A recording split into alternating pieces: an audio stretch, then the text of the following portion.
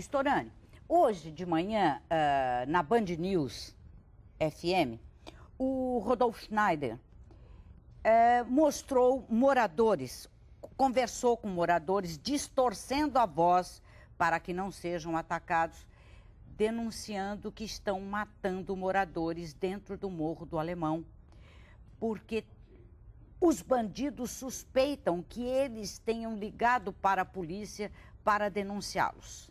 Então, segundo consta, essa mulher que teria sido atacada com pauladas na cabeça não teria sido um crime passional, mas sim uma vingança dos traficantes. E que outras 4 pessoas teriam, 4 ou 5, teriam sido mortas nessas circunstâncias. Você ouviu falar em alguma coisa nesse sentido? Ou pode ser traficante ligando para a rádio para desestabilizar a polícia? Bom, na verdade, essas situações elas podem ocorrer, né? Historicamente, toda a área que foi reanexada ou que foi ocupada, aquelas pessoas que têm suspeita de colaboração podem sofrer retaliação. Mas o mais importante é a capacidade do poder público em preservar essas pessoas. Precisa ser investigado isso. Como eu falei, ainda vários criminosos ainda se encontram ainda no Complexo do Alemão. Aqueles que não figuram em inquéritos policiais, que não estão sendo perseguidos pela polícia. Mas eles têm como se esconder lá ainda, Storani? Tem. Nós estamos falando ali em 35 não, mas mil residências. Esconder eu acho que pode, se eles não estão em nenhum inquérito e tal. Mas eles têm como passar despercebidos da polícia. Eles podem se esconder, mas agir, eles têm como? Agir está muito mais difícil, Cidinho, mas o importante é que em determinadas regiões devem carecer de um patrulhamento mais efetivo por parte da força de ocupação. Por exemplo, eu soube que na caixa d'água não tem um policial. Isso sim, num local como esse, na medida em que os criminosos que lá permaneceram, se eles perceberem que não tem uma presença efetiva da polícia naquele local... Eles se aglomeram ali. Vão se aglomerar e vão tentar, de alguma forma, se restabelecer um poder local. E é preciso um monitoramento dessas áreas constantemente. Eu tenho medo de dar essas notícias aqui, que a gente pode ser instrumento dos bandidos e não instrumento da polícia. Nós queremos ser um instrumento da polícia para que não volte a ser ocupada por bandido essas regiões. Agora,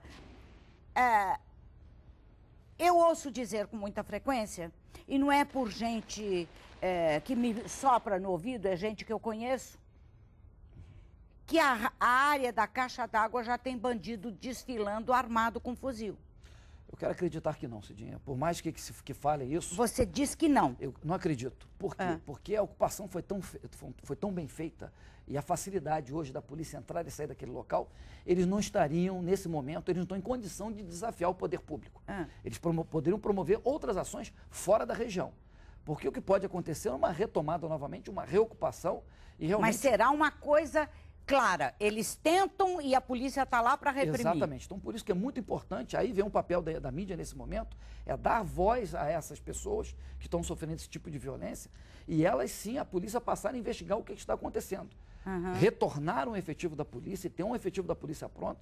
Estive hoje com o Tenente Coronel Silva, que é o responsável pela tropa de ocupação, que tem uma experiência junto às Nações Unidas em ações de pacificação em outros países, que foi um ex-integrante do Batalhão de Operações Especiais, e existe exatamente essa preocupação por parte da polícia, e a incumbência dela é exatamente não permitir a retomada de qualquer espaço no Complexo do Alemão por esses criminosos. Então a imprensa, assim como foi feito agora, tem que dar voz a essas pessoas para que a polícia investigue e chegue aos seus perpetradores, seja aquele criminoso que pode ou não ter cometido esse ato de violência. Isso tem que ser apurado.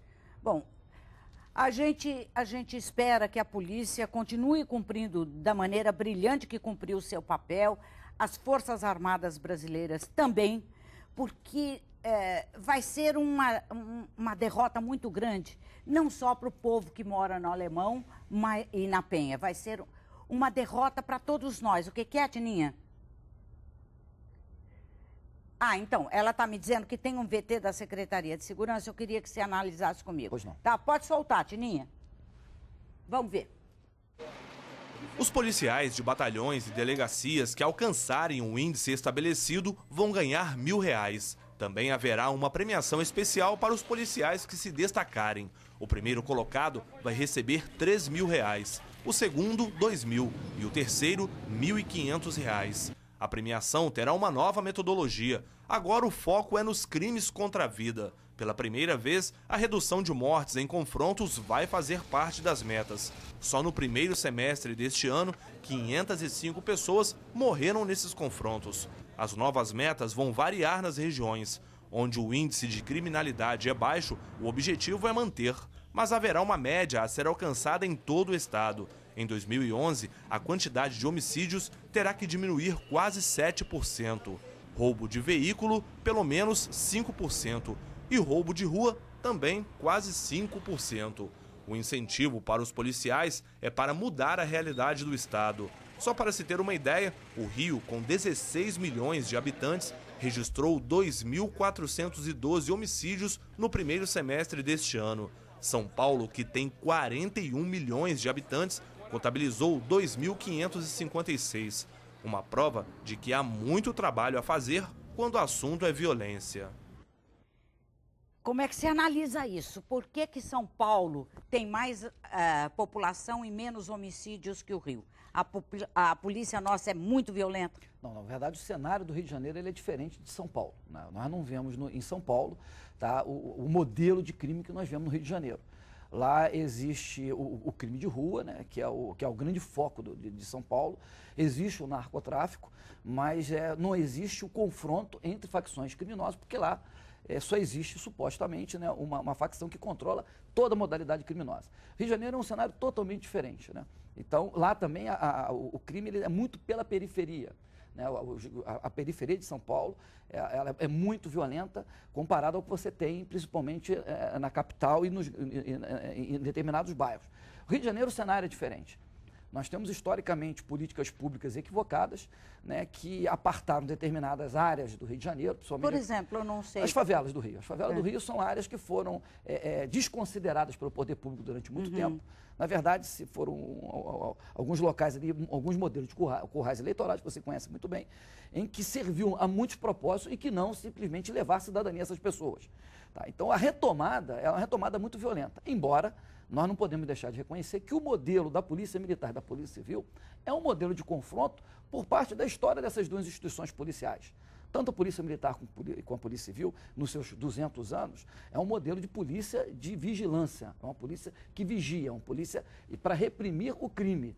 E, normalmente, pela falta dessa visão de polícia de proximidade, uma polícia protetora do cidadão, que é um conceito muito diferente.